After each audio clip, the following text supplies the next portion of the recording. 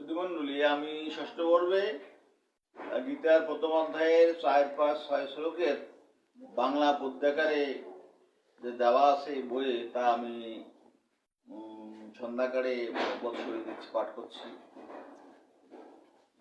এই স্থানে বর্তমান বহু যোদ্ধাগণ, ভীমর্জুন সমাতারা ধনুর্ধারী হন।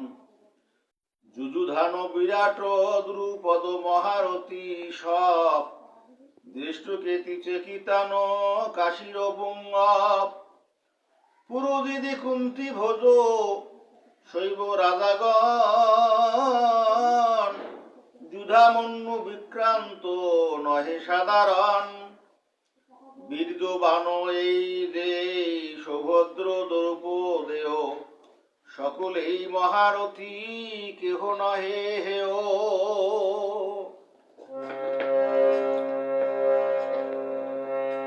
এই স্থানে বর্তমানে বহু যোদ্ধাগণ,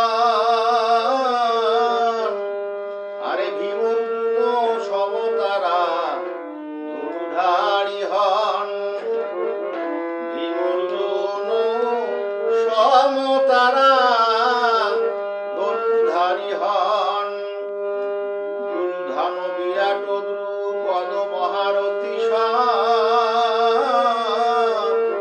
আরে দৃষ্টকেতু চেকিতান কাশীর পুঙ্গব।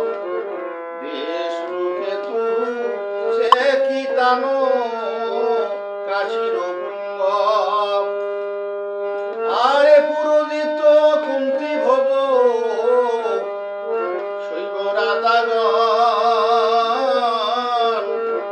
যুধামন্যু বিক্রান্ত নহে সাধারণ।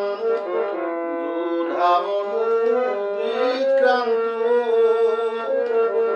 নহে সাধারণ।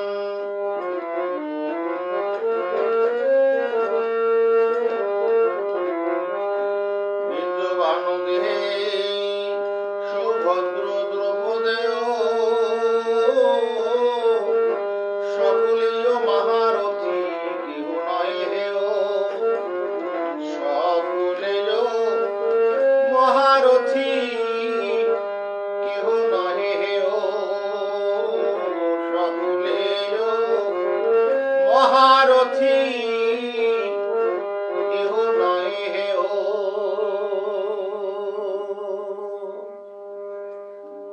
সুধীমণ্ডলী, গীতা মানে হচ্ছে গান।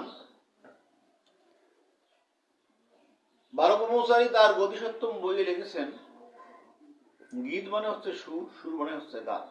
এই গানটা, এই গীতা আমাদের মাঝে দুভাবেই হয়ে থাকে।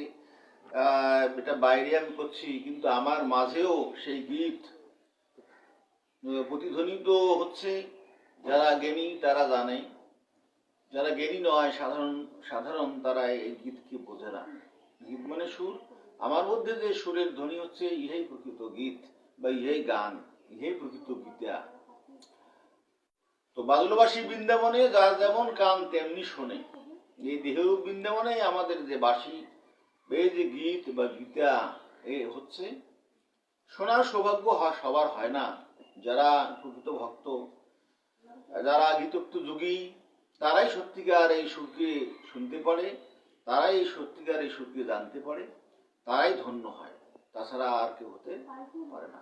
তা আমি আপনাদের আহ্বান জানাবো, ছাড়ুন সব কিছু ছেড়ে দিয়ে একমাত্র ভগবান শ্রীকৃষ্ণের যে মামেকং শরণং ব্রজ, এবং সেটা তস্মাৎ সর্বসু কালেষু, সকল সমাজে তার শরণাগতি। এই শরণাগতিতে যদি আমরা যেতে পারি, তাহলে তিনি বলেছেন যে আমার স্মরণ করতে করতে যে দেহত্যাগ করবে, সে আমাকেই প্রাপ্ত হবে। ইহাই আমাদের সাধনা। আর আমাদের এই যুগে অন্য কোনো কিছুরই প্রয়োজন হয় না। আমি কথায় বলি যে ফেল বোঝা চল সোজা, ছেড়ে দেয়া তো রাস্তা খোঁজা। এত পথ মত, এত কোনো কিছুর দরকার নাই। একমাত্র যিনি আমাদের স্রষ্টা, যিনি আমাদের সৃষ্টি করেছেন, তার শরণাপন্ন যদি আমরা হতে পারি, তাকেই যদি আমরা স্মরণে রাখতে পারি, আমাদের আর কোনো কিছুই করার প্রয়োজন হয় না বা হবেও না, দরকারও নাই। আমরা তাকেই লাভ করব, এটাই ভগবানের তার চিরসত্য কথা তিনি এটা বলেছেন গীতায় যে কোনো ভয় নাই, তিনি অভয় দিয়েছেন। তো সবাই কি আবারও ওম শান্তি।